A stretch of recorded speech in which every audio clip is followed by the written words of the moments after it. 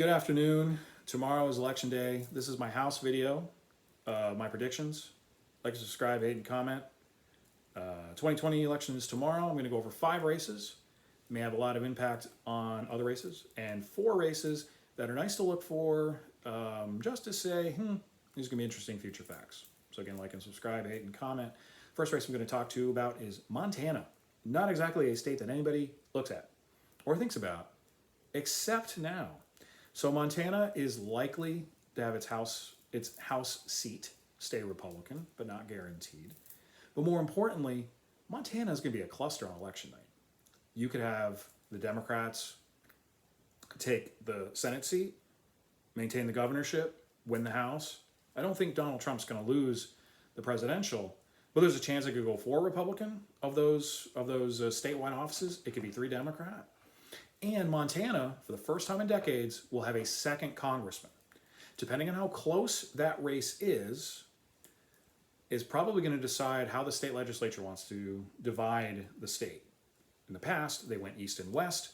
Democrats this time, though, are going to pull for Billings-ish area and the rest of the state. So whoever wins it is going to control, is definitely going to have a lot of influence. And if it's a Republican and the Democrats win the state legislature, they are going to try to go for that Billings and not. If the Republican wins it, or more importantly, if the Democrat wins it, they're going to try to play the math so they can try to get 2 Republicans there. And if we get the nightmare scenario of 269, Montana state delegation is equal to California. Now, on the other hand, Minnesota, and this is a grouping more for the future, Minnesota is going to be a redistricting nightmare because it's probably going to lose a seat.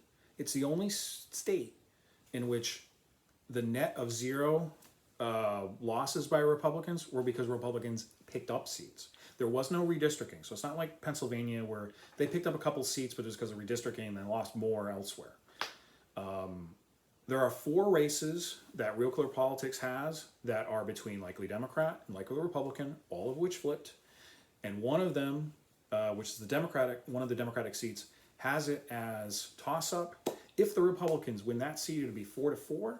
They are going to lose a congressman, and it's going to be fun to see how they redistrict it, because you may even have more competitive races with one smaller seat, because both parties are not going to want to give up their 4. So they may actually throw the dice and say, you know what, let's try to get 5 by putting 5 competitive races instead of 3. Back to elections that we know are going to be bellwether, and one of those is Omaha. Omaha and Nebraska in general, much like Maine, they go by congressional districts, not by the state for the Electoral College. Look at Nebraska and Omaha's turnout, and how it goes is Nebraska, Omaha, Omaha-ish, not Omaha. If Omaha, which is NE2, goes Democrat in the House, it'll go Democrat for Biden, and Biden will probably win the White House. Look at the split. If the Republican can win that seat by more than 5%, Trump's probably going to hold on. That may be a telling sign for some of the smaller cities elsewhere in the country that they are not frightened of Trump. They're just not happy of Trump. And that could be more telling of Pennsylvania, which is going to take a while.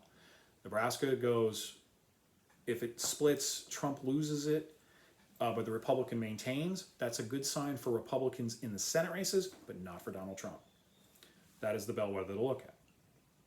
Now, in an election, there's 2 elections that of the 4 that, hey, look in the future. Rhode Island. Anybody's thinking Rhode Island, the 2 House seats? Come on, Frank. David Cicilline is only running against an independent, and James Laganville, I can't even pronounce the names right. He's the Republican doesn't have any money. Why would I even care about Rhode Island? Well, you know how Montana's getting a seat? Rhode Island's going to be a solo seat state in 2022. And much like playing musical chairs, you're taking a chair out. There is no redistricting. Langville has been in there since 2001. David has been in there since 2011. He's younger. If James doesn't win by big numbers, if he doesn't clear 65, you may be wanting to push him out. No guarantee, but that may be what is going to happen. Now, back to some competitive races. Oh, that was fun. Back to a competitive race, and that's Georgia 6. Georgia 6 flipped. Georgia 6 flipped, like my recording device here. Georgia 6 flipped from Republican to Democrat in 2018. And this is a bellwether for Republicans in the state of Georgia and again in suburbia. If Republicans have any chance to win the House back, they need to win a seat like Georgia 6. If Republicans think they have any shot of Donald Trump getting reelected, they need to win this seat. I don't think they will, but it's a good bellwether. So I think if Republicans lose this seat by less than 5, Donald Trump should win the state of Georgia, but there would be no chance for Republicans to win the House. Now, back to some redistricting craziness. I'm going to go to O'Halloran in Arizona 1. Now, O'Halloran is going to win re-election. His district, though, is very, very, very redistrictable. So even though Arizona is going to gain a House seat in 2022, there is going to be a strong push to eliminate his seat. And why? 6 major Indian reservations are in his seat, and there has not been a native representing that area in a very long time. So the area basically loops all 6 major Indian tribes in Arizona, some of which encapsulate other Indian tribes, and ends up in Gallia River, which is where the the Arizona Coyotes play. And there is going to be a move to try to somehow cut that district off. So even though Democrats will probably win a native area, at least give natives a shot to have a representative in Congress, especially with as more divided Arizona gets. Arizona is one of the least partisan states in that when you look at their senators and you look at their governor, they tend to have a lot of crossover support. But that Arizona seat, if he doesn't run up the score, and he probably won't, probably get like 55 to 45, he could be out of a job in 2 years because of redistricting. He's also at an age where maybe that's not a big deal, but it's definitely something that if I was going to look at the future, I would look at that seat. Now to something more pressing, which is Utah 4. Now, Utah 4 is the only seat in Utah that is flipped, and it is flipped like every year since it's been in creation. Now it is being held by the Democrat. It'll be a bellwether to see how badly Trump is doing in the state of Utah. Now, Utah is going to go for Trump, and he will actually outperform that he did in 2016 because there is no major third-party candidate there. But because voters can't punish Trump because they know Trump is going to win the state, will they punish the Republican candidate for office? And that is a question that I think will be answered, and I think they will. I think they will give the Democrat re-election in that state. Back to more not so pressing news. New York, Elsie Stefanik. New York 21, where I grew up.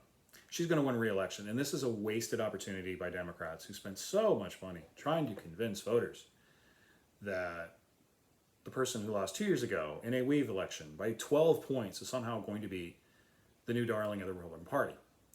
For Stefanik, she has to run up the score, though, because Democrats, for the first time in 90 years, actually control the governor's mansion, the state house, and state senate. But, and this is a big but, if she runs up the score, that may put her as the darling for the future to run for governor, or at the very least, force Democrats in Albany to continue to keep that seat.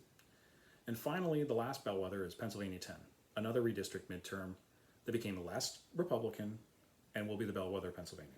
Whoever wins Pennsylvania 10 will probably win that state between Biden and Trump and will probably be the next president.